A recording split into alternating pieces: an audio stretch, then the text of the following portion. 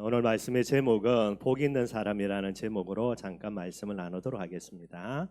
여러분들 지난주 이야기 드렸던 대로 전도제자는 어떤 사람인가? 축복의 통로 속에 있는 사람이에요.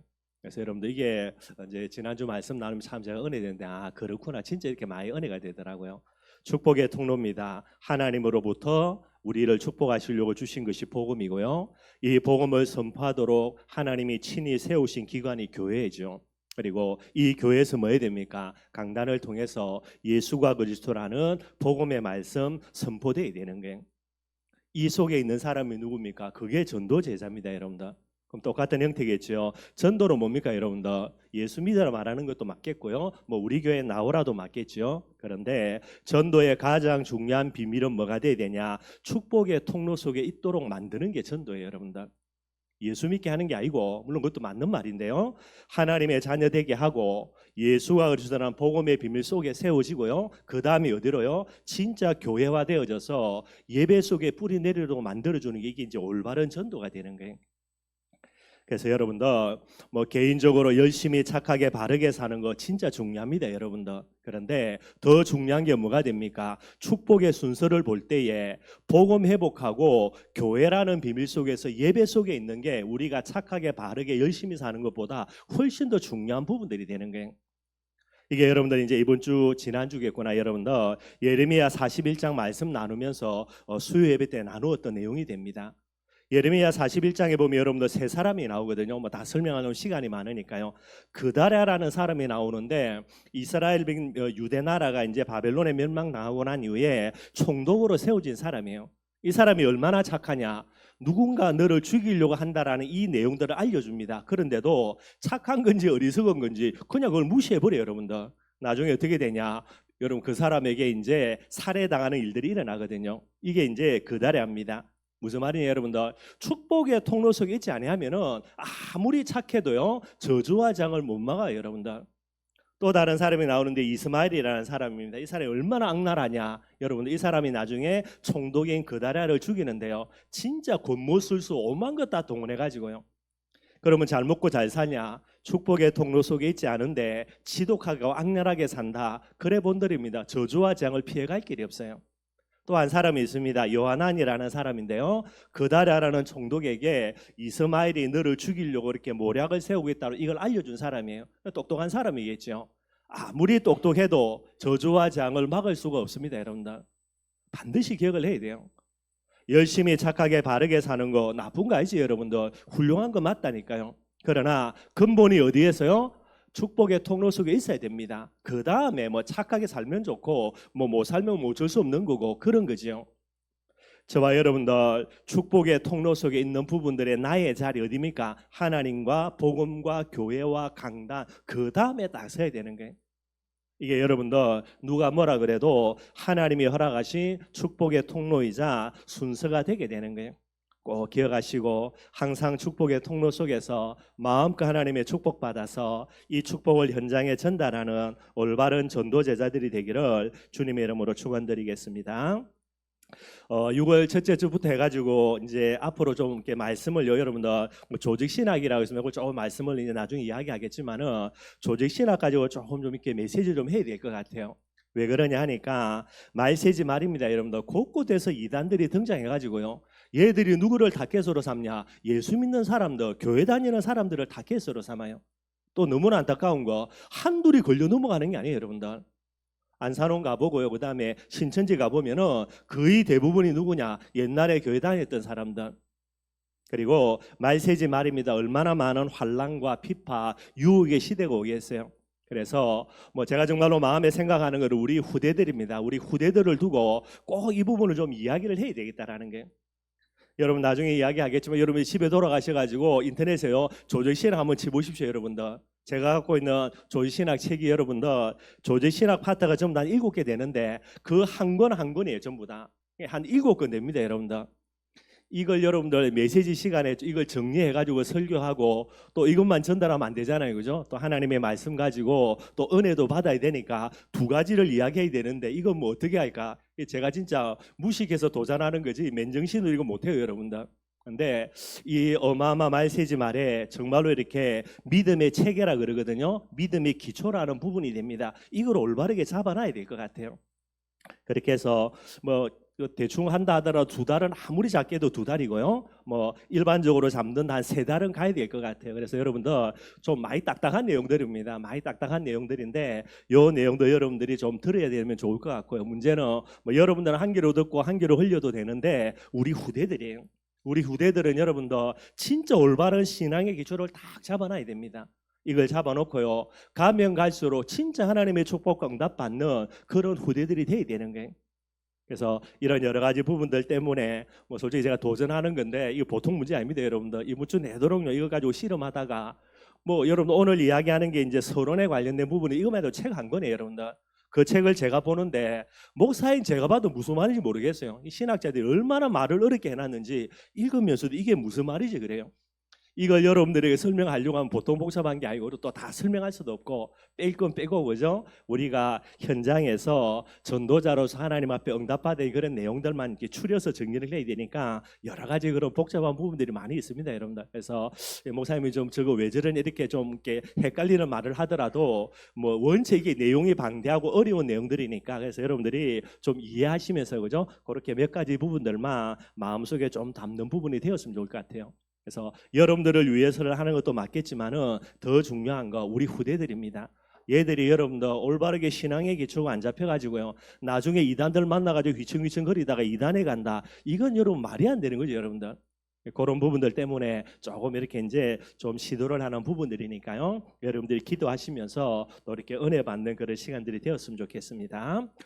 여러분들 이제 제일 먼저는 신학이라는 단어가 있습니다. 신학이라는 거는 여러분들 데오스라는 거죠. 데오스는 헬라어로 신이라는 단어고요. 그 다음에 로기아라 그럽니다. 학문이에요. 그래서 신학을 가리켜서 디알러지 뭐 이렇게 이제 단어를 쓰고 있습니다. 하나님에 대한 학문을 가리켜서 이제 신학이라 그렇게 이야기를 하는 거예요. 조직 신학이라 그랬죠, 그죠? 이것도 이제 신학의 한 파트가 되게 되는 겁니다. 신학이 왜 필요하냐? 필요한 이유를 간단하게 설명하면요, 성경을 보다도 올바르게 이해하기 위해서 신학이 필요한 부분들이 되게 되는 거예요. 그리고 신학적인 부분으로 올바르게 정립이 안 돼 있기 때문에 이단들이 공격에 들어올 때 이걸 이겨내지를 못하는 거예요, 여러분들. 이단들은 여러분들 반드시 성경을 가지고 말하는데 다른 게 있습니다. 근본적으로. 그걸 이 사람들이 올바르게 알고 있지를 못하기 때문에 거기에 넘어가게 되는 거예요. 그래서 신학적인 부분들이 필요하고요. 그리고 신앙의 성숙이라 그러는데 신앙의 뿌리 내리는 거예요. 뿌리를 내리려면 뭐가 돼야 됩니까, 여러분들? 올바른 기초를 잡아야 잘 뿌리 내리게 되거든요. 그래서 신학이 신앙의 어떤 정확한 기초를 잡아주고요. 이 기초 위에 많은 응답들을 누릴 수 있으니까 신학이 필요하다 그럽니다. 뿐만 아닙니다, 여러분들. 교회를 이해하는 부분에 있어서도 신학적인 부분들이 필요하게 되는 거예요. 많은 사람들이 교회를 올바르게 모릅니다, 여러분들. 세상의 어떤 지식 가지고요, 교회 와서도 그대로 하려고 그러는 거예요. 그러니 본인이 잘하려고 하는 건데 하나님의 나라를 깨트리는, 교회를 어지럽게 하는 그런 여러 가지 부분이 있습니다. 몰라서 이제 무식해서 용감한 거니까 뭐라 할 수도 없는 거고요. 그러니 반드시 신학적인 부분들이 필요하고요. 또 올바른 전도라는 게 그냥 예수 믿으라 말이 안 되는 거거든요. 그러니까 현장에 나가서 복음 전할 때에 무엇을 전달해야 되며 또 어떻게 복음 전하면 이런 여러 가지 부분들이 신학적인 차원에서 이제 접근이 되어져야만 되는 거예요. 그래서 신학을 몇 가지를 구분을 하며 여러분들 한번 여러 가지 있는데 4가지 정도 이야기하면요, 뭐 주경신학이라 그럽니다. 주경신학은 뭐냐니까 성경을 연구하는 거예요. 창세기부터 요한계시록까지 성경을 계속해서 연구하는 부분들, 그걸 이제 주경신학이라 그렇게 이야기하고요. 역사신학이라는 게 있습니다. 역사신학은 교회의 그런 역사들이 되겠죠. 한마디로 교회사입니다. 이런 부분들도 연구하는 거고요. 실천신학이라는 게 있고요. 실천신학은 말씀을 적용하는 차원에서요. 그래서 뭐 목회학, 전도학, 예배학 이런 모든 부분들이 실천신학적인 차원에 있습니다. 그리고 이제 조직신학이라는 게 있고요. 조직신학이라는 게 뭔가 기독교 진리의 체계를 정확하게 수립하는 그런 학문을 조직신학이라 그러는 거예요. 창세기부터 요한계시록까지 나와 있는 하나님의 진리를요, 체계적으로 계속 이렇게 확립하고 뿌리 내리는 학문이 이제 조직신학이 되게 됩니다. 그래서 여기 여러분도 뭐 일반적으로 조직시나 7가지 파트로 나누어져요. 이 한 파트 한 파트가 책 한 권입니다, 여러분들. 서론이라 그러고요. 서론은 어떤 내용이냐? 서론의 핵심은 성경이라는 부분에 관련된 부분들을 먼저 접근합니다. 우리가 하나님을 알아야 되는데 하나님을 알기 위해서 하나님이 우리에게 허락하신 게 성경이죠. 그래서 성경이 하나님의 말씀이다라는 결론을 가지고 그 다음부터 진행이 되게 되는 거예요. 그래서 제일 먼저는 서론, 이 서론을 통해서 뭡니까? 신론이라 그래요. 하나님이 누구냐라는 부분입니다. 그 다음에 이제 신론이고요. 그 다음에 인권이란 인간론. 인간은 어떤 존재냐, 인간의 문제는 어떤 문제냐, 이런 부분들을 이제 다루고 있고요. 인간론이 다루어져야만 인간은 죄인이구나, 구원받을 수 없구나, 이런 게 다뤄져야 그 다음에 나오는 게 기독론이에요. 기독은 뭐죠? 예수님이 그리스도라는 복음입니다. 그래서 이제 나오게 되는 거예요. 그리고 기독론을 통하여서 예수 그리스도를 마음속에 영접하면 그 사람이 뭐가 됩니까? 교회가 되죠. 그래서 교회론이 나오는 거예요. 교회가 뭐며, 그 다음에 교회로서 해야 될 일들이 뭐며, 이런 여러 가지가 나오게 되고요. 그 다음에 뭡니까? 구원론이라 그래요. 교회로 회복되어져서 그 다음에 뭐 해야 되냐? 구원받아서 구원의 축복을 누려야 되는 거죠. 구원이 뭐며, 신앙생활이 뭐며, 거기에서 이제 쭉 나오게 됩니다. 그리고 마지막으로는 종말론이라 그래요. 왜냐하니까 말세지말을 살아가야 되니까 마지막 때에 어떤 일이 일어날 것인가, 이런 부분들을 이야기하고 있습니다. 한 권 한 권에가 여러분들 제가 갖고 있는 조직신학이 전부 다 7권이에요, 여러분들. 이걸 이제 주일날 예배 때 조금 다루려고 하니까 제가 이제 무식해서 용감해가지고 덤벼드는 건데, 이 맨정신으로 이거 진짜 보통 힘든 게 아니고요. 그래서 여러분들이 기도하시면서 조금 말씀들을 들었으면 좋겠습니다. 그래서 오늘은 여러분들 다음 주까지 해가지고 서론에 관련된 부분입니다. 핵심은 이제 성경이죠, 그죠? 그래서 성경에 관련된 부분들을 조금씩 한번 접근을 해보려고 그러고요. 그래서 이 서론적인 부분, 성경에 관련된 부분들로 꼭 우리가 저와 여러분들이 이해를 해야 될 게, 그게 이제 계시라고 이야기를 하게 되는 거예요. 여러분들 성경은 뭡니까? 하나님의 계시로 우리에게 주어진 말씀이 되는 거예요. 그래서 왜 하나님이 계시해야 되는가, 이런 부분들인데, 계시라는 부분들을 이제 이해를 좀 해야 되겠고요. 그래서 두 번째로 계시에 대해서 조금 살펴보도록 하겠습니다. 계시라는 말은 무슨 말이냐면 하나님이 자기 자신을 우리에게 보여주신 거예요. 계시를 통해서 우리가 뭐 하는 겁니까? 하나님을 뭐 해야 되죠? 인식할 수 있는 부분이 되는 거예요. 그래서 서론에서 성경을 말씀을 나누기 전에 뭐를 다루냐? 하나님에 대한 인식을 먼저 다룹니다. 그러니까 다르게 이야기하면 기독론에 대한 인식의 과정이라 뭐 이렇게 이야기를 하고 있습니다. 여기서 말하는 여러분들 절대 진리는 아니니까 이런 거구나, 틀만 잡으면 돼요. 이거 가지고 여러분들 숙제 내줘가지고 시험 치지 않을 거니까 다 외울 필요는 없고요. 이런 거구나, 틀만 딱 잡고 있으면 됩니다. 그러면 이단들이 여러분들 공격에 들어올 때 이건 아닌데 이건 맞는데, 이거를 구분할 수 있는 능력들이 생기는 거예요.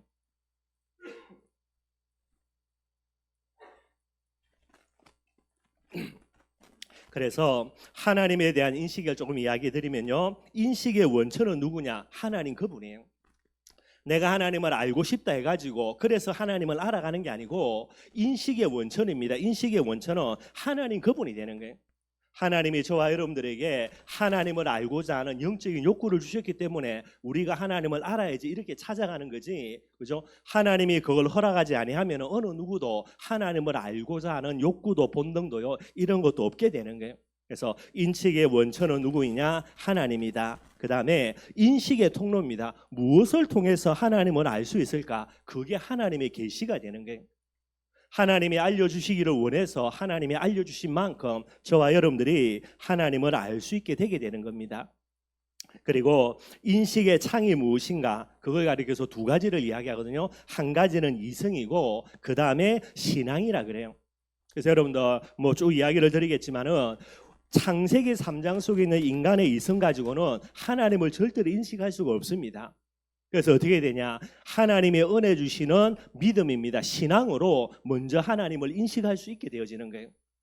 저와 여러분들은 예수 그리스도를 믿는 믿음 가지고 하나님을 만났고 하나님을 인식했지요. 그 다음에는 뭐가 필요하냐? 우리 이성입니다. 우리의 이성 가지고 하나님을 아는 만큼, 그 다음에 이제 이게 믿음으로 가서 하나님의 인도받으며 하나님의 응답을 누릴 수 있게 되어지는 거예요. 저와 여러분들이 지금요, 이성을 제외하고 무조건 믿습니다 가지고 이제 하나님의 응답 받겠다, 그거는 제일 처음에 구원받는 믿음이에요. 그거는 이성이 아니라 믿음으로 받아들여야 되고요. 지금 이제 세계복음화 여정을 걸어가는 저와 여러분들 무조건 믿습니다. 그거는 말이 안 된다니까. 그래서 합리적인 내 머리 가지고요 말씀을 이해하고 말씀을 깨닫고 이게 하나님의 뜻과 계획이구나 이 부분들을 가지고 믿음으로 받아들이면서 그 다음에 계속해서 하나님의 인도받아가는 그런 부분들이 돼야 되는 거예요. 여러분도 기도원들 가가지고요 무조건 믿습니다. 그거는 맹신이면 잘못된 믿음이라는 게. 그래서 인식이라는 부분들 조금 말씀드리고요. 그 다음입니다. 계시라는 부분이 됩니다. 하나님을 인식할 수 있는데 어떻게 인식하냐? 다른 것이 아닙니다. 하나님이 계시라는 게. 계시된 만큼 저와 여러분들이 하나님을 인식할 수 있게 됩니다. 그래서 두 가지 계시가 있습니다. 하나는 일반 계시, 하나는 특별 계시라는 게. 일반 계시는 뭐냐? 자연현상 속에 하나님 그분을 다 소개해놨다라는 거예요. 그래서 성경 말씀 두 가지만 보면은 시편 19편 1절입니다. 제가 읽어보면요. 하늘이 하나님의 영광을 선포하고 궁창이 그의 손으로 하신 일들을 나타내는다라는 거예요. 하늘이 하나님의 영광을 뭐합니까? 선포한다라는 겁니다. 궁창이 하늘이요 하나님의 손으로 하신 일들을 나타낸다라는 거예요. 자연 만물 속에 하나님은 하나님 되심을 설명 다 하고 있게 되어지는 거예요. 또 다른 성경을 보면요. 로마서 1장 20절입니다. 거기에 보면요. 창세로부터 그의 보이지 않는 것들 곧 그의 영원하신 능력과 신성이 그가 만드신 만물에 분명히 보여서 알려져 있다라는 거예요.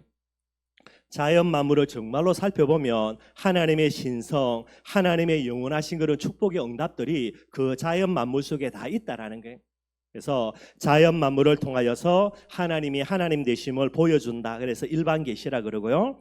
역사적인 여러 가지 사건입니다. 예를 들어서 사필 귀정이라는 말들도 있잖아요, 그죠? 이런 걸 보면서 그렇구나. 누구인지는 모르겠지만은 절대자가 우주 만물을 움직여 가시는 거구나. 이런 부분들을 알 수 있다라는 거고요. 그 다음에 여러분들 자연 계시 중에 제일 중요한 것 중에 하나가 인간의 양심이라는 게. 짐승과는 다르게 하나님이 인간에게 뭐를 준 거예요? 양심을 주신 겁니다. 그래서 인간의 양심을 바라보면서 우리에게 이 양심이라는 비밀을 허락하신 절대자가 있겠구나. 그렇게 이제 알 수 있게 되게 되는 거예요. 그런데 일반 계시를 이야기하면서 우리가 알아야 될 게요. 일반 계시의 불충분성 그래요. 무슨 말이냐? 일반 계시로는 하나님에 대한 막연한 지식을 얻을 뿐이지 하나님을 믿어서 구원을 얻기에는 충분하지 않다라는 거예요. 특별히 여러분들 범죄한 인간의 그런 영적인 그런 지식을 가지고는요 하나님을 아무리 자연 만물 속에 보여줘도 절대로 알 수가 없습니다, 여러분들. 여러분들 잘 아시는 대로 그죠? 달 탐험을 먼저 성공했던 부분들이 있지요. 미국인지 제가 헷갈리는데 그래서 두 사람이 그죠? 두 팀이 이제 달을 탐사간 거예요. 하나는 미국 팀이고 하나는 소련 팀이거든요. 미국 팀이 이제 달을 이제 탐사선 타고 올라가 가지고 거기에서 지구를 보니까요 얼마나 아름답겠습니까? 그래서 이 사람이 믿는 사람인데요. 하나님을 찬양했다 그러고요. 또 다른 한 사람도 소련의 팀입니다. 이 사람들이 달 탐사선 타가지고 올라가 지구를 보니까요. 얼마나 아름답습니까? 근데 이 양반이요. 내가 하늘에 올라가 봤더니 하나님 없더라 이래 나오는 거예요. 그러니까 여러분들 이 인간의 지식 가지고는요. 절대로 그 비밀 가지고는 하나님을 알 수 없는 그런 형태가 되게 되는 거예요. 그러면은 일반 계시는 소용없는 것이냐? 아닙니다. 가치가 있는데 어떤 가치가 있냐? 하나님을 알고자 하는 영적인 욕구를 일으키게 하는 거 그게 여러분들 일반 계시의 비밀이에요. 양심이 없다면 그죠? 짐승처럼요 지 마음대로 살아가면 됩니다. 그런데 양심이 있기 때문에요 뭔가는 모르지만 이 양심의 가책을 통해서 하나님을 알고자 하나님을 찾고자 하는 이런 본능들이 생겨지는 거예요. 그래서 일반 계시의 결과물로 뭐가 발생합니까? 종교가 발생하게 되는 거예요. 하나님을 만날 수 있는 지식은 없지만은 하나님을 말년히 알고자 하는 이런 욕구 때문에 뭐가 나오냐? 그래서 종교가 나오는 거예요. 멀쩡한 사람이 물 떠놓고 빌고요, 그죠? 나무한테 빌고요, 그죠? 이게 전부 다 종교인데 여기에서 나오는 부분들이 되게 되는 거예요. 그 다음에 여러분들 특별 계시라 이야기합니다. 특별 계시는 뭐냐? 일반 계시의 불충분성 때문에 확실한 영적인 지식을 위하여서 하나님께서 직접 전달해 주시는 계시를 가리켜서 특별 계시라 그러는 거예요. 그래서 특별 계시의 방법도 뭐가 있냐? 하나님의 현현 그럽니다. 하나님의 현현이라는 말은 하나님이 직접 나타나신다라는 거예요. 구약의 성경을 보면 여러분들 그죠? 하나님이 폭풍우 가운데, 불 가운데, 뭐 구름 가운데 직접 나타나 가지고 이스라엘 백성들에게 나타나시는 부분들이 있습니다. 그래서 하나님의 현현 그러고요. 또 다른 말입니다. 하나님의 신은이라 그래요. 신은이 뭐냐? 하나님이 직접 이스라엘 민족들에게 나타나 가지고 말씀을 주신다라는 거예요. 직접적으로 음성을 들려주시기도 하고요. 또 제비 뽑는 경우 있죠, 그죠? 이런 경우도 하나님의 그런 특별 계시가 되고요. 꿈이나 환상들을 통해서도입니다. 이걸 특별 계시라 그래요. 그리고 이스라엘 민족들에게 허락하신 많은 이적들, 이것도 하나님의 특별 계시라 그렇게 이야기합니다. 그런데 저와 여러분들이 꼭 알아야 될 거, 특별 계시가 이제는 완성되었다라는 게, 그게 뭡니까? 신구약 66권 말씀이에요. 그래서 완성된 신구약 66권 말씀 이후로는요, 하나님이 직접 나타나서 현현하신다, 하나님이 직접 내가 밤에 자는데 꿈으로 어떤 음성을 들려주신다, 그거는 전부 다 여러분들 신비주의고, 그거는 여러분 말이 안 되는 거예요. 하나님이 신구약 66권을 완성하신 이후에는요, 특별한 신현이나 현현 같은 거, 이적들 하나님이 더 이상은 하지를 않습니다, 여러분들. 그래서 하나님의 나타나신 특별 계시는 신구약 66권 말씀으로 완전히 완성을 했다라는 거예요. 여러분들 지금은 하나님을 보려고 하면 안 되고, 하나님의 음성 들으려고 하면 안 되고요. 내게 특별한 이적 보여주면 내가 하나님을 믿겠습니다. 이 전부 다 잘못된 신앙이라. 무엇으로요? 신구약 66권 말씀을 통해서 하나님의 특별 계시를 끝내야 되는 거예요. 여러분들 참고하셔야 되고요. 특별 계시와 성경과의 관계가 있습니다. 그래서 특별 계시로서의 성경이라는 게 무슨 말이냐? 특별 계시들은 시간이 지나감에 따라 인간의 기억 속에서 사라지죠. 왜냐하면 인간은 망각의 동물이니까. 그래서 특별 계시들의 왜곡과 그 다음에 소멸됨을 막기 위하여서 경전의 형태로 글자라는 부분들로 기록이 되어지고요. 그 다음에 이걸 또다시 보존해서 후대들에게 전달해 줘야 되니까 무엇으로입니까? 말씀으로 글로 그렇게 기록이 되어져야만 되게 되는 거예요. 그래서 성경 말씀으로 기록되어져서 특별 계시로 하나님이 우리에게 주신 부분들이 되게 됩니다. 그래서 간단한 거지만은 특별 계시하고 성경하고 차이가 있는데요. 방법적인 차이입니다. 특별 계시는 초자연적인 사건 자체지만은요, 성경은 뭡니까? 그 하나님의 특별 계시의 내용들을 기록한 부분으로 차이가 있다라고 이야기하고요. 시간적인 차이입니다. 특별 계시는 그 기록인 성경보다 시간상으로요 먼저가 되는 거예요. 먼저 일어났던 특별 계시들을 하나님이 성경 저자들을 통해서 기록해 주신 부분이 됩니다. 범위적인 차이입니다, 여러분들. 특별 계시의 일부만이 성경에 기록이 되어 있는 거예요. 특별 계시의 모든 내용을 성경에 다 기록한다. 여러분 한도 끝도 없겠지요. 그래서 특별 계시 중에 가장 중요한 내용, 반드시 인간이 알아야 될 그런 내용들을 이렇게 편집해서 요약해서 성경에 기록이 되어 있다. 그렇게 여러분들이 보시면 되겠고요.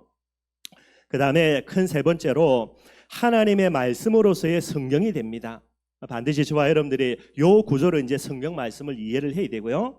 그래서 성경 말씀의 특징입니다. 네 가지 특징이 있는데요. 성경 말씀에는 뭐가 있냐? 능력이 있다 그래요. 어떤 능력입니까? 요한복음 1장 1절에 보면은 태초에 말씀이 계시니라, 이 말씀이 하나님과 함께 계셨으니, 이 말씀이 뭐라고요? 하나님 그분이라는 게. 말씀은 신구약 66권 말씀은 하나님이 뭡니까? 말씀으로 계시던 그분이 글자와 글자로 좀 그런데 하여튼 그렇게 있는 부분이라고 이야기를 하는 거예요. 그래서 이 말씀의 능력 어떤 능력입니까? 창조의 능력이 이 말씀 속에 담겨 있는 부분들이 되게 돼 있고요. 이사야 40장 8절입니다. 이 말씀은 어떤 말씀입니까? 하나님이 주신 말씀, 창조의 능력이 기록된 말씀이기 때문에 영원한 말씀이라 이야기하는 거예요. 세상에 영원한 거 하나도 없지만은 성경 말씀은 뭐가 됩니까? 영원한 말씀이 되게 되는 거예요. 뿐만 아닙니다. 마태복음 5장 18절요. 1.1획도 변치 않고 다 이룬다 그런 거예요. 어떤 말씀입니까? 성취되어지는 말씀이 되게 되는 거예요. 히브리서 4장 12절입니다. 이렇기 때문에 이 성경 말씀은요, 죽어 있는 말이 아니고 살아서 활력이 있다. 어느 정도로요? 혼과 영과 관절과 골수를 찔러 쪼개게 하는 치유의 말씀이 되는 거예요. 이 말씀을 정말로 여러분들 은혜 받는 모든 사람 전부 다 살아납니다.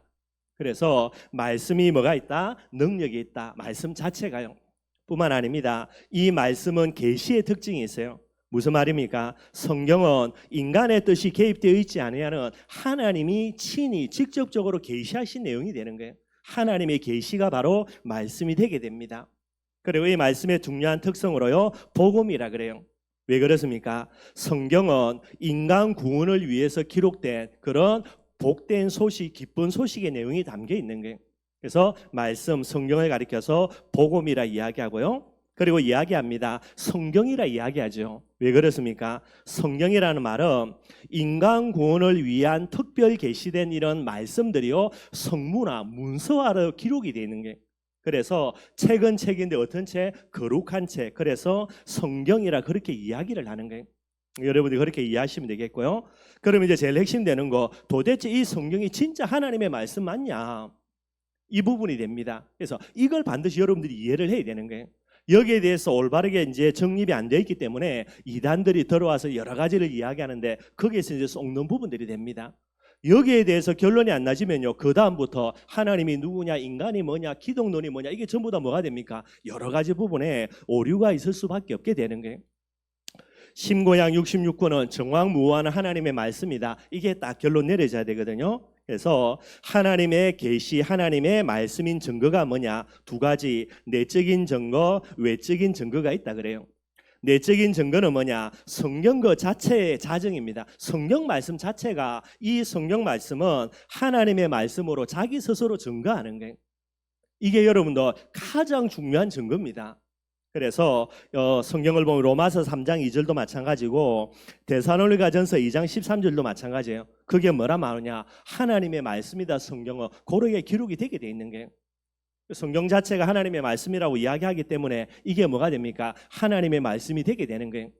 그러면은 뭐 세상에 많은 책들 중에 이건 하나님의 말씀이다라고 말하는 책이 없냐? 있으면 좋겠죠, 여러분들. 그런데 제가 알고 있기로는요, 하나님의 말씀이다라고 말하면서 정확하게 기록된 성경은 거의 없습니다, 여러분들. 있기는 있을 수 있는데 이제 그 다음 또 증거들을 우리가 살펴보면 되겠죠. 그래서 하나님의 말씀 자체로 이렇게 나와 있는 증거로 여러분들 세 가지를 이야기합니다. 첫째는 통일성이라 그러고요. 무슨 말이냐? 시간 다르고 공간 다르고 배경 다르고요, 저자가 다릅니다. 성경은 여러분들 1500년 동안 기록이 된 거예요. 그것도 많은 저자들을 통해서. 그런데 전부 다 다른데 그 내용과 목적이요, 예수가 그리스도라는 복음 중심의 구원 진리로요, 전부 다 완전히 통일 다 되어 있는 거예요. 1500년 동안 기록된 게 하나도 오차가 없이, 사람도 다르고 시간도 다르고 배경 환경 전부 다 다른데도요, 일목상통하게 다 연결이 다 되어 있습니다. 그러니 하나님이 안 오고는 여러분들 할 수가 없죠, 여러분들. 뿐만 아니고요, 적응성이라 그래요. 유효성이라 그러는데 무슨 말이냐면 시대를 막론하고 모든 이에게 공통적으로 구원의 지침이 되기에 뭐하다고요? 충분한 말씀이 되는 거예요. 옛날로 몇천 년 전에도요, 이 성경 말씀을 통해서 예수 그리스도를 구주로 믿고 구원받고요, 지금 이 시대도 마찬가지고요. 그래 여러분들, 성경은 하나님의 말씀이 맞다라는 이런 충분한 비밀들을 이야기하고 있고요.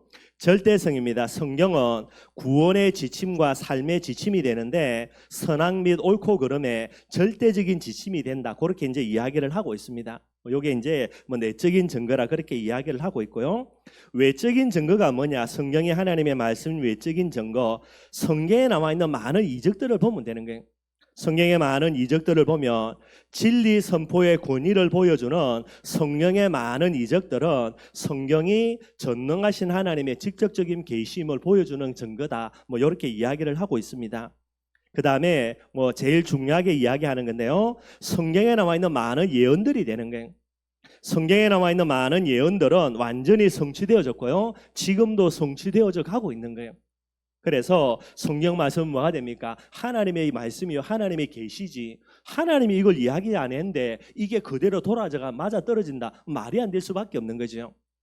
예수님은 태어나시기 1500년 전에 모세를 통해서 예언되어 있습니다. 700년 전에도요, 이사야를 통해서 예언되어 있고요. 예언된 대로 오시고 예언된 대로 죽으시고 예언된 대로 부활하신 거예요. 그 여러분도 이거는 사람이 할 수가 없는 거죠. 그래서 하나님의 말씀이 맞다라는 외적인 증거로 삼고요. 그 다음에 여러분들 역사를 보면 알 수 있습니다. 수많은 박해와 핍박 속에서도 복음이 변형되지 않고요, 보존되어져 온 것을 볼 때에 성경은 하나님의 말씀이 맞다라는 그런 증거이다. 뭐 그렇게 이제 이야기를 하고 있습니다. 그래서 이제 많은 시간이 들기 때문에 여러분들 요 정도까지만 이야기하고요. 그 위에 몇 가지 더 있는 것은 다음 주에 이제 서론적인 차원, 성경에 관련돼서 몇 가지를 조금 더 이야기를 하려고 합니다. 이걸 한꺼번에 다 이야기하려고 하니까 뭐 예배 시간으로는 한도 끝도 없어가지고요. 그런 부분들이니까 다음 주까지 해서 여러분들 조금 이제 연결을 해서 정리를 하려고 하니까 여러분들이 조금 이런 부분들을 가지고 마음속에 좀 붙들었으면 좋겠고요. 특히 여러분들이 성경 말씀을 가지고요, 하나님의 특별 계신 성경 말씀을 가지고 오늘 시편 기자가 이야기해놓은 거 우리가 잘 아는 내용인데, 오늘 복 있는 사람이라는 부분들을 가지고 조금 여러분들 말씀을 좀 은혜 받는 부분들을 좀 살펴보려고 합니다. 전제 조건이 돼야 됩니다. 뭐죠? 하나님의 말씀은 유일하게 성경 말씀뿐이다라는 전제 조건이 되어져야 돼요. 이걸 딱 가지고 오늘 본문을 보면 됩니다. 오늘 본문은 여러분들이 잘 아는 대로 복 있는 사람이에요. 시편의 주제가 뭡니까 여러분들? 너무나 많은 방대한 주제들을 갖고 있습니다. 양도 얼마나 많냐? 1편에부터 150편까지. 근데 여러분들 시작이 뭐지요? 시작은 복 있는 사람이 누구인가? 그렇게 1편 시작해요. 그럼 여러분 전에도 말씀드렸던 대로 마지막은 뭡니까 여러분들? 마지막은 하나님을 찬양하는 게 끝이에요 여러분들. 저와 여러분들이 뭐 돼야 됩니까? 복 있는 사람이 돼야 됩니다. 그래서 시편 1편 복 있는 사람이 된다. 그 사람이 우여곡절을 많이 겪겠지만은 결국 마지막에 가서는 뭐로요? 하나님을 찬양하면서 인생 마무리할 수밖에 없게 되는 거예요. 딱 마찬가지입니다 여러분들. 그러니 이 부분들을 가지고 시편을 조금 살펴보고요. 그래서 첫 번째 복 있는 사람이 누구인가? 1편에 보면 나와 있죠. 복 있는 사람이 누구냐? 두 가지를 이야기하는데 1절에는요. 창세기 3장 문제에서 빠져나온 자예요. 시편 1편 1절입니다. 복 있는 사람은 악인들의 꾀를 따르지 아니한다. 악인이 누굽니까 여러분들? 악한 사람도 맞는데 그 악한 사람 배후에 진짜 역사하는 악한 존재 사단을 이야기하는 거예요. 악인의 꾀입니다. 사단의 손에서 운명과 사주팔자에서 빠져나온 사람인 거예요. 두 번째입니다. 죄인들의 길에 서지 아니하고, 죄인들의 길이 뭡니까? 인간의 근본 문제 중에 죄 문제예요. 죄 문제에서 해방받은 사람인 거예요. 세 번째입니다. 오만한 자들의 자리에 앉지 아니하고, 오만은 다른 말로 교만이거든요. 교만한 자의 특징이 뭡니까? 하나님을 떠나 있는 거예요. 오만한 자들의 자리에 앉지 아니한다. 하나님을 떠난 자리에 앉지 않고요, 하나님을 만나고 하나님과 함께 있는 자리를 이야기하는 거예요. 이게 이제 창세기 3장에서 빠져나온 거예요. 창세기 3장 문제에서 빠져나오면 뭐 해야 됩니까? 그리스도 외에는 없습니다 여러분들. 예수를 그리스도로 믿어야 돼요. 왕으로 믿어서 사단 문제에서 빠져나와야 되고요, 제사장으로 믿어서 죄 문제 해결 받아야 되고요, 선지자로 믿어서 하나님을 만나야 되는 거예요. 그게 복 있는 사람의 첫 번째 조건. 근데 그걸로만 끝이 아닙니다. 두 번째 뭐를 이야기합니까? 2절입니다. 오직 여호와의 율법을 즐거워하여 그의 율법을 주야로 묵상하는 자요. 이 사람이 복이 있다라는 거예요. 아니 복을 받으려고 몸부림쳐야 되지. 종교잖아요, 그죠? 열심히 살고 착하게 살고 바르게 살고. 복음은 뭐라 이야기합니까? 창세기 3장 문제에 빠져나와서 뭐만 하면 된다. 성경만 주야로 읽으면 된다라는 거예요. 말이 안 되죠 여러분들. 그런데 왜 말이 되냐? 아까 쭉 말씀드렸던 대로 성경이 뭐가 됩니까? 하나님의 말씀이어서 그런 게. 왜 창세기 3장 문제에서 빠져나와서 말씀을 주야로 묵상하는 사람이 복이 있는 사람이냐? 여러분들 몇 가지 이유만 말씀드리겠습니다. 첫째, 아까 말씀드렸던 대로 성경 자체의 능력이에요. 성경은 어떤 능력이 있습니까? 이사야 40장 8절입니다. 성경은 뭐라고요? 영원한 말씀이에요. 창세기 3장 속에 빠져있는 간에 제일 중요한 특징이 뭡니까? 하나님을 떠나 있기 때문에 반드시 인간에게 뭐가 오죠? 한계가 와요. 유한한 존재가 됩니다. 아담과 하와가 하나님을 떠나기 전에 에덴 동산에 있을 때는요, 영원한 축복과 응답 속에 있었고요. 그런데 창세기 3장 문제에 빠져드는 그 순간 인간에게 뭐가 옵니까? 죽음이라는 유한성이 찾아오게 되는 거예요. 그러니 이 유한한 인간이 아무리 몸부림치겠어도 뭐합니까? 복 있는 사람이 되지를 못합니다 여러분들. 몸부림치본들. 그래서 성경은 뭐라 이야기하냐? 창세기 3장에서 빠져나와서 뭐 하라고요? 늘 성경 읽으라는 거예요. 왜 그렇습니까? 성경이 영원한 말씀이기 때문에 저와 여러분들이 말씀 속에 계속해서 은혜 받고 있으면요, 우리의 모든 한계, 올 수밖에 없는 한계들을 뛰어넘어지게 되는 거예요. 그게 성경의 능력이에요. 하나님의 특별 계시의 능력이 되게 되는 겁니다. 그러니 창세기 3장 속에 있으면 아무리 성경 읽어도 그죠? 뭐 깨달을 수 없으니까 두말할 필요가 없는 거고, 밑빠진 독에 물 붓기니까 그거 말고요. 창세기 3장에서 빠져나와서 말씀만 늘 읽으면 어느 날 찾아오는 우리의 한계 다 뛰어넘어지게 되는 거예요. 뿐만 아닙니다. 마태복음 5장 18절 뭐라 그럽니까? 1.1획도 변치 않고 성취 다 된다라는 거예요.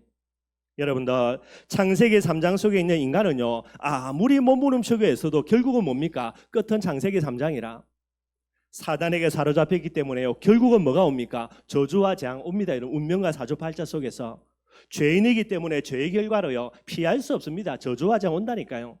하나님을 떠나 있기 때문에 반드시 여러분들 아무리 몸부림쳐본들 거기서 거기라 반드시 한계가 오게 되는 거예요. 그러니 아무리 몸부림치고 애써도 됩니까 안 됩니까? 결국은 안 되어져요. 어쩔 수 없는 겁니다, 여러분들.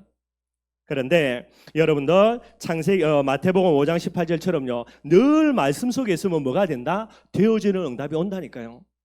뭐가 성취됩니까? 말씀이 성취되니까 내 모자라고 부족한 거 상관없이 반드시 되어져요, 여러분들. 그래서 예수님이 이야기합니다. 성령 충만 받으면 어떻게 된다? 되어진다. 이악 물어도 안 되고요. 악랄하게 살아도 안 되고요. 아무리 똑똑해도 안 되는데 말씀 속에 있으면 어느 날 되어질 일이 온다니까요. 그게 여러분들 말씀의 특징이 되는 거예요. 뿐만 아닙니다. 히브리서 4장 12절입니다. 살아있어서 확력이 있고 혼과 영과 관절을 질러 쪼갠다라는 거예요. 치유의 말씀이 되게 되는 거죠. 창세기 3장의 인간 어떤 인간입니까? 이미 병들어서 여러분들 계속해서 병들어가는 인생이에요. 이미 죽어있고 서서히 죽어가는 인생이 됩니다. 그래 여러분들 계속해서 살면 살수록요 결국은 골병밖에 안 되는 거예요. 그런데 하나님의 말씀은 어떤 말씀입니까? 살아있고 활력이 있고요 운동력이 있고 무슨 말입니까? 여러분들 늘 말씀과 함께하면요 어느 날 진짜 치유되어지는 일들이 살아나는 일들이 일어나게 되는 거예요. 이 말씀만이 우리를 살리는 가장 중요한 내용이 되게 됩니다, 여러분들. 혼을 쪼개고 관절을 쪼개고 그죠? 골수까지 쪼개는 부분들. 세상에 여러분들 어떤 양약을 먹어도 여러분들 혼이 여러분들 치유되겠습니까? 늘 이야기하는 거 창세기 3장 문제에서 빠져나온다는 말은 영이 치유되는 거예요. 마귀의 종에서 하나님의 자녀로 그 다음에 뭐요? 영이 치유되었으니까 마음과 정신이 치유되어야 되지요. 무엇으로? 하나님의 말씀으로. 그래서 혼을 치유하는 거예요. 영이 치유되고 혼이 치유됩니다. 마음과 생각이 치유되어지니까 뭐가 치유됩니까? 우리의 관절, 골수, 육신적인 많은 부분들이 치유되어지고 살아나지게 되는 거예요. 좋은 약 먹는다고 여러분 아무리 좋은 약을 먹어보라니까 마음이 병들어 있는데 늘 원망하고요. 늘 불평하고요. 늘 염려하고 있고 좋은 약 아니라 아무리 갖다 부어도 안 된다니까 여러분들. 근데 여러분들 모든 양약 중에 최고의 양약은 뭡니까? 감사하는 마음이거든요. 이 감사하는 마음 먹고 여러분들 약 안 먹어도 밥만 제때 먹어도 여러분들 건강은 회복되게 되는 거예요. 성경이 이야기합니다. 히브리서 4장 12절에 그러니 병들어가고 그죠? 이미 계속 죽어가는 인생 속에 우리를 치유할 수 있는 완벽한 비밀은요 하나님의 말씀이 되게 되는 거예요. 그러니 이 말씀을 즐거워하고 이 말씀을 주야로 묵상한다. 그 사람이 복이 있는 사람이죠. 복이 있는 사람이니까 뭐가 따라옵니까? 복이 따라오는 거예요. 복이 없는 사람인데 몸부림친다고 복이 오냐? 그 말이 안 되지. 뿐만 아닙니다, 여러분들. 계시록 1장 3절 말씀 뭐라 그랬습니까? 이 예언의 말씀. 성경이 이야기합니다. 이 예언의 말씀을 읽고 듣고 지키는 자가 뭐가 있다? 복이 있다라는 거예요. 창세기 3장 속에 있는 인간은 어떤 특징입니까? 미래가 뭐지요? 확실치가 않아요. 불확실한 미래를 갖고 있습니다. 그러니 여러분들 늘 언제나 미래를 두고요 불안에 들 수밖에 없는 거고요. 그리고 정확하게 이야기하면 미래는 어떤 미래입니까? 저주와 재앙의 미래라. 창세기 3장 속에 있는 인간의 미래는요. 그런데 이 하나님의 말씀은 어떤 말씀입니까? 예언의 말씀이에요. 창세기 3장 속에서 빠져나와서 늘 언제나 이 예언의 말씀을 읽고 듣고 지킨다. 그 사람의 미래가 어떻게 바뀝니까? 축복된 미래로 바뀌어집니다. 예언의 말씀이라니까요. 미래에 되어질 일들을 오늘 하나님의 말씀 속에 이야기한 거예요. 이걸 내가 딱 붙든다. 모든 불확실한 미래는 없어집니다, 여러분들. 확실한 미래로, 축복의 미래로, 여러분들 형통의 미래로 전부 다 바뀌어지게 되는 거예요. 이게 무슨 특징입니까? 말씀의 특징이라 하나님의 계시로서 주어진 말씀이기 때문에 말씀 자체의 특징이 되는 거예요. 이 비밀을 아는 시편 기자가 뭐라 이야기합니까? 첫째로는 창세기 3장에서 빠져나와야 돼. 두 번째는 뭐만 하면 됩니까? 복 받으려고 몸부림치지 말고 진짜 복 받고 싶으면 뭐 하라는 거예요? 말씀 읽고 이 말씀에 은혜 받으라는 거예요. 이 힘을 가지고 인생 살면 됩니다, 여러분들. 그래서 복 있는 자가 누구인가 이걸 이야기하게 되는 거예요. 그러면 여러분들 복 있는 자로서 어떤 복이 따라오겠습니까? 3절부터 쭉 나와 있죠. 창세기 3장 속에서 빠져나와서 하나님의 말씀을 주야로 묵상하는 사람, 그 사람을 가리켜서 뭐라고 이야기합니까? 의인이라 이야기하는 거예요. 예수 그리스도의 복음 가지고 그죠? 죄인이 그 공로를 인하여서 구원받아서 의롭게 되는 거, 이게 이제 믿음의 핵심입니다. 이신칭이죠. 의롭게 되는 거. 거기에다가 한 가지 더를 이야기하는 거예요. 진짜 의는 뭐죠? 그 비밀 가지고 늘 언제나 말씀을 즐거워하고 말씀을 묵상하는 사람이 의인이라는 거예요. 여러분들 진짜 내가 의인 맞는가 돌아봐야 됩니다. 진짜 내가 복 있는 사람 맞는가 돌아봐야 된다니까. 시편 기자는 이야기하기를 예수 믿고 구원받아서 의인 맞다. 그것도 맞는데 뭐까지 이야기합니까? 늘 언제나 말씀 봐야 된다. 그게 의인이라는 거예요. 그 의인에게 따라오는 축복이 뭡니까? 시냇가에 심은 나무. 어떤 축복이오죠? 시냇가에 심은 나무가 무엇을 따라? 철을 따라 열매를 맺는다. 여러분들이 진짜 말씀 속에 있으면, 은혜 받고 있으면 뭡니까? 철을 따라, 하나님의 시간표 따라 저와 여러분들 응답이 온다니까요. 늘 생각해야 됩니다. 여러분, 하나님 앞에 내가 이거 필요해서 내놔라고 고함 지르고요, 뭐 40일 굶고 땡깡 부리는데, 여러분들 반드시 알아야 될 거, 하나님의 때가 돼야 되고 하나님이 나를 위해서 준비한 축복이 돼야 되는 거예요. 하나님이 나를 위해서 예배한 축복이 아닌데 내놔라, 그거는 욕심이어서 아무리 굶어도 안 되고요, 또 아무리 굶어도 하나님의 시간표가 안 되는데 내놔라, 줄 수가 없고요. 여러분들 시간표에 맞는 축복과 응답 다 주십니다. 성경은 이야기하죠. 예수님의 비유입니다. 하나님이 전능하신 하나님인데 너희가 뭐 필요할지 모르겠냐. 사람도 여러분들 모자라지만 않으면요, 자녀가 뭐 필요한 줄 알고 자녀들이 구하기 전에 다 챙겨주지. 그게 올바른 엄마 아빠지요. 하물며 하나님이 그럴 거냐. 쓸데없는 소리 하지 말고 하나님의 나라와 의문 구하면 된다라는 거예요. 내 나라 말할 필요 없습니다. 여러분들, 여러분들이 늘 언제나 말씀 가지고 은혜 받고 있으면 하나님의 때 되면 하나님이 알아서 주신다니까요.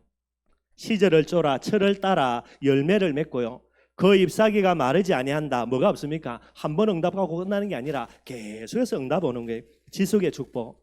또 뭐라고 이야기합니까? 그 사람이 하는 모든 일이 다 뭐가 한다고요? 형통한다라는 거예요. 여러분들이 실수했는데 하나님이 그 실수를 바꿔 축복으로 바꿔버린다니까. 여러분들 형통한 축복들, 이런 응답들을 하나님이 복음 주시면서 말씀의 비밀 속에 있는 자들에게 허락하신 부분이 됩니다. 이게 의인이라는 게. 또 이야기합니다. 반대로요, 악인이라 그럽니다. 악인은 뭐지요? 창세기 3장 속에서, 그죠? 또 창세기 3장 속에 빠져나왔다 하더라도요, 진짜 말씀 속에 있지 아니하는 사람, 하나님은 악인이라 이야기하는 거예요. 시편 기자는 그래 이야기해요. 그 악인은 어떻다? 그렇지 않다. 그래서 시냇가에 심은 나무가 아니라 바람에 나는 겨와 같다라는 거예요. 겨는 뭐냐 여러분들, 그죠? 쌀을 다 찢고 난데 그 껍데기가 겹니다. 여러분들, 이거는 어디에 쓰이냐? 그냥 불에 태워가지고 여러분들 그릇으로 쓰는 데 써요.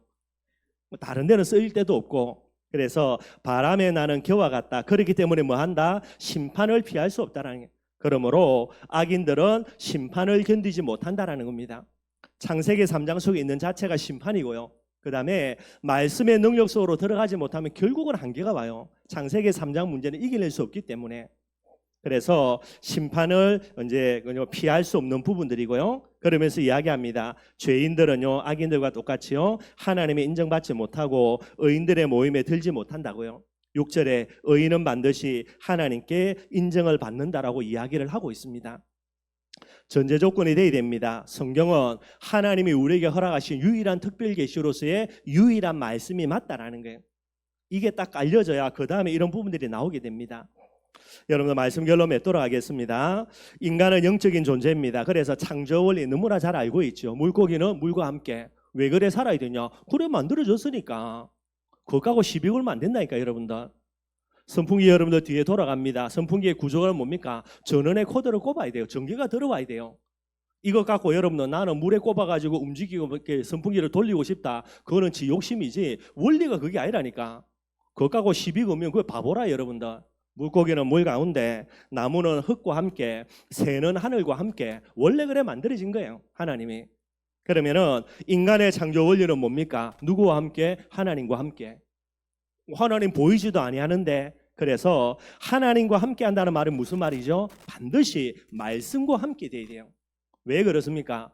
요한복음 1장 1절, 태초에 하나님이 말씀이 계신데 이 말씀이 무엇이라고요? 하나님이라니까요. 말씀과 함께 한다는 것이 하나님과 함께하는 제일 중요한 비밀이 되는 거예요. 물론 하나님과 함께 할 때 여러 가지 비결이 있습니다만은 여러분들, 그죠? 오늘 말씀드리는 거는 하나님과 함께 한다고 하면서 말씀과 함께 하지 아니한다. 이건 여러분들 처녀가, 그죠? 결혼하기 싫다라는 거, 나이 드신 분이 나는 죽고 싶다라는 거, 그것보다 더 큰 거짓말이에요. 여러분들 내가 하나님과 함께한다. 반드시 뭐와 함께해야 됩니까? 말씀과 함께해야 되는 거예요. 그래서 마태복음 4장 4절에 예수님의 그저 말씀이죠. 뭐라고요? 마귀가 와서 시험할 때에 야 이 돌 가지고 떡 만들어 먹어라. 네 40일 굶었으니까 배고프지 않냐? 뭐 당연한 말이지. 뭐라고 예수님이 이야기합니까? 사람이 떡으로만 살 것이 아니고요. 무엇으로요? 하나님의 입으로 나오는 모든 말씀으로. 제가 알고 있는 말씀이니까 어제 말씀 준비하면서 맞다. 떡으로만 사는 거 아니지. 무엇으로요? 하나님의 말씀으로. 왜 그렇습니까? 영적인 존재니까 하나님과 함께 하려면은 말씀과 함께 해야 되지. 근데 여러분 뭐라 되어 있습니까? 하나님의 입으로 나오는 무슨 말씀? 모든 말씀. 이걸로 산다니까 여러분들. 모든 말씀은 뭡니까? 창세기부터 요한계시록까지 신구약 66권이에요. 하나님이 우리에게 물론 이제 다음 주에 정령이라는 부분들 조금 이야기를 하겠지만 여러분들 어찌됐든 간에 하나님이 우리에게 주신 것은 신구약 66권 말씀이에요. 창세기는 중요하고 우리가 잘 알지도 못하는 거죠. 디도스 이런 거는 중요하지 않고 뭐 양도 얼마 없으니까 그죠. 뭐 하박국 이런 거는 중요하지 않고 그게 착각이라. 성경은 신구약 66권 이 전체가 바로요 온전한 하나님의 말씀을 이루는 거예요. 예수님이 이야기합니다. 하나님의 입으로 나오는 모든 말씀, 신구약 66권 전부 다를 통해서요. 여러분들 편식하면 여러분 이거는 하나님의 말씀으로 인정 안 하는 거예요. 나는 사도행전이 좋아가지고 맨날 사도행전 보겠다. 나는 시편이 너무나 좋아가지고 맨날 시편만 보겠다. 그거는 틀린 겁니다, 여러분들. 시편만 하나님의 말씀이라고 여러분들 잘못되게 보는 거죠. 신구약 66권 말씀, 이 말씀이 뭐가 됩니까? 진정한 하나님의 말씀이 되게 되는 거예요. 그래서 여러분들 꼭 기억해야 됩니다. 제가 늘 한 번씩 염려스러워 하는 말이지만은요, 우리 교단 지금 돌아가는 거 보면 여러분들 어찌 보면 심각하게 잘못하는 게 있어요. 말씀을 우리만큼 편식해서 먹는 게 아니에요, 여러분들. 그러면 안 돼요, 여러분들. 제가 이제 목사기 때문에 설교한다 할 때 여러분들 그죠? 창세기 1장부터 읽어가면 저도 편하고 또 옛날에 제가 그런 형태로 설교하기도 하고 수요 예배는 그렇게 설교하기도 합니다. 근데 제가 어느 날 하나님의 은혜 주시가 어떤 부분이 이야기할 수 있는 부분이 되는데요. 그래도 기본적인 틀은요 성경 전체를 다루는 부분이 돼야 되겠죠. 근데 제가 시간이 없다 그래가지고 그죠? 맨날요 성경 똑같은 거 가지고 계속해서 반복한다. 물론 내용은 다른 메시지를 할 수 있겠죠. 그러나 그거는 잘못된 거예요, 여러분들. 그러니 그래도 이제 교회 강단에서는 이런 형태로 갈 수는 있을지 몰라도 여러분들은 집에 돌아가셔가지고 나는 잠옷만 좋아하니까 1년 365일 잠옷만 입겠다. 그게 죽으려고 환장하는 거예요, 여러분들. 절대로 그렇게 하면 안 되고요. 뭐 해야 됩니까? 창세기도 요한계시록까지 계속해서 읽어나가야 되는 거예요. 특별히 우리 예배 드신 우리 연로하신 부모님들 계십니다. 여러분들 반드시 기억해야 돼요. 여러분들이 연로하셔가지고 내가 진짜 알 거 두 가지밖에 없습니다. 한 가지는 뭐죠? 말씀 늘 보시는 거. 여러분들의 모습을 보면서 후대들이 우리 할머니, 우리 할아버지 어떤 분인가 그래 늘 언제나 말씀 보시면서 늘 말씀 묵상하시는 분 그게 보여져야 돼요, 여러분들. 최고의 멋진 할머니, 할아버지 돼요. 두 번째는 뭐 하는 겁니까? 자녀를 위해서 늘 기도하는 거예요.